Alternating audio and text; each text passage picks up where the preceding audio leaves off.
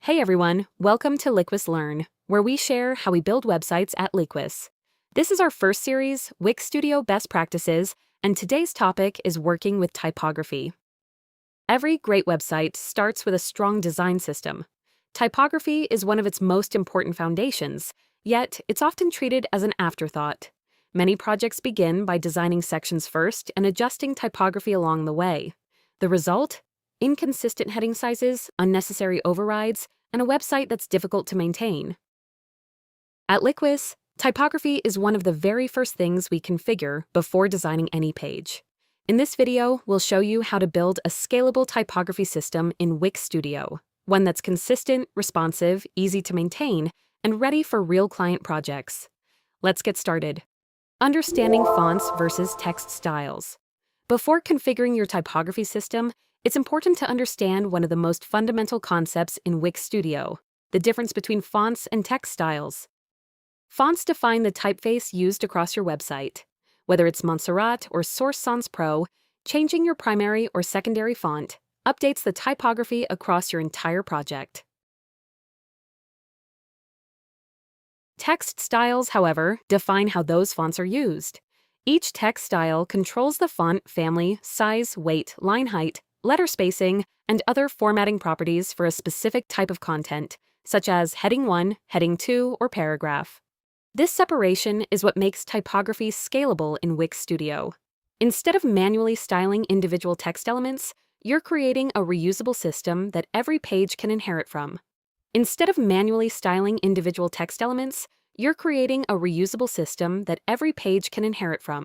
Whenever possible, use theme text instead of manually formatting text elements. This ensures your typography remains consistent and allows global updates without unnecessary overrides. Responsive typography. Now that our typography system is in place, let's make it responsive. We'll start with the hero heading. Right now, it's set to a fixed size, which means it looks great on desktop, but as we move to smaller screen sizes, it quickly becomes too large. Instead of creating different font sizes for every breakpoint, let's enable min-max scaling. I'll set a maximum size of 78 pixels and a minimum size of 30 pixels. Now, watch what happens as we resize the viewport. The heading scales smoothly between those values, maintaining its visual impact without requiring manual adjustments at each breakpoint. Next, let's look at our paragraph text. Unlike headings, we keep paragraph text at a fixed size across all breakpoints. The reason is simple: paragraphs are meant to be read, and consistency is more important than visual impact. If body text scales too much, it can affect readability and create an inconsistent reading experience from one device to another. Instead, we choose a font size that's comfortable to read on all breakpoints and keep it consistent throughout the website. Now, let's look at another text element. Here's our navigation menu. Even though we could enable scaling here as well, we won't. Navigation is part of the user interface, so keeping it at a fixed size provides a more predictable and consistent experience across devices. So we simply assign the paragraph text style.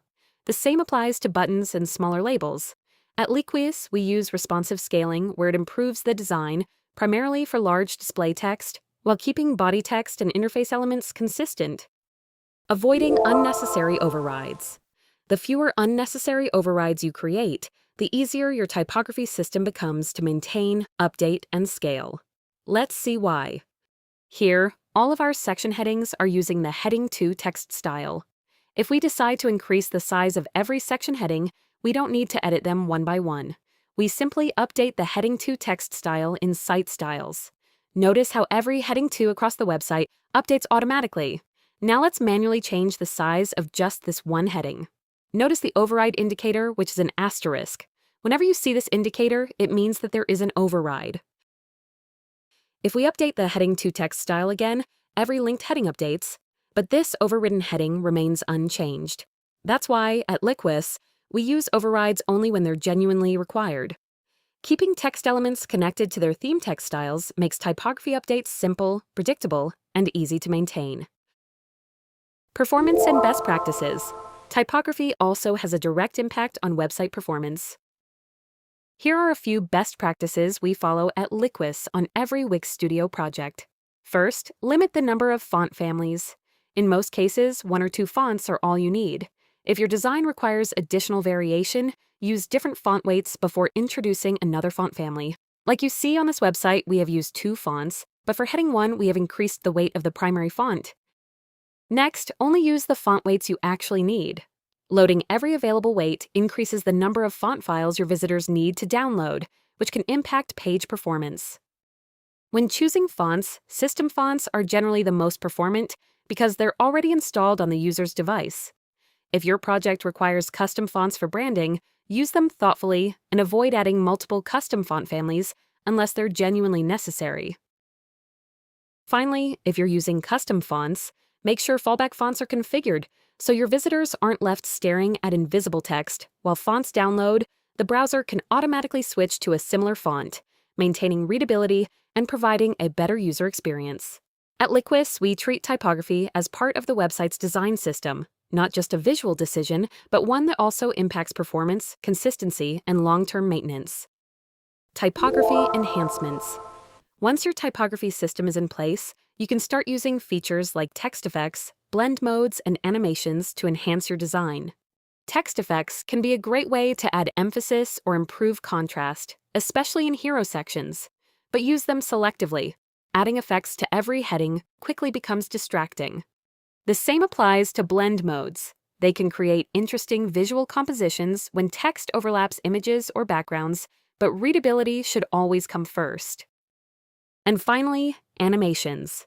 Animations should support the user's attention, not distract from it. Reserve typography animations for key moments, such as a hero section or an important call to action, rather than animating every heading on the page. At Liquis, we establish a strong typography system first. Features like text effects, blend modes, and animations are the finishing touches, not the foundation of good typography. Common mistakes we see. Before we wrap up, here are some of the most common typography mistakes we come across in Wix Studio projects. Configuring typography after pages are already designed. Manually editing every heading instead of using text styles. Not using min-max scaling where appropriate. Creating 5 different font sizes for the same type of content. Overriding text styles throughout the website. Using 4 or more font families on a single project. Ignoring fallback fonts for custom typography. Adding animations to every heading, reducing readability, and creating visual noise. Final thoughts. Typography isn't just about choosing beautiful fonts, it's about building a system that's consistent, responsive, and easy to maintain. Our workflow is always the same. First, choose the right font families. Configure site typography. Build a clear hierarchy with text styles. Apply theme text throughout the project. Use responsive scaling where it makes sense. Avoid unnecessary overrides. And finally, keep your typography simple, performant, and consistent. Thanks for watching Liquis Learn. We hope these typography best practices help you build more consistent, responsive, and maintainable Wix Studio websites. If you enjoyed this video, share your thoughts in the comments, and don't forget to like, subscribe, and hit the bell icon for more Wix Studio best practices videos.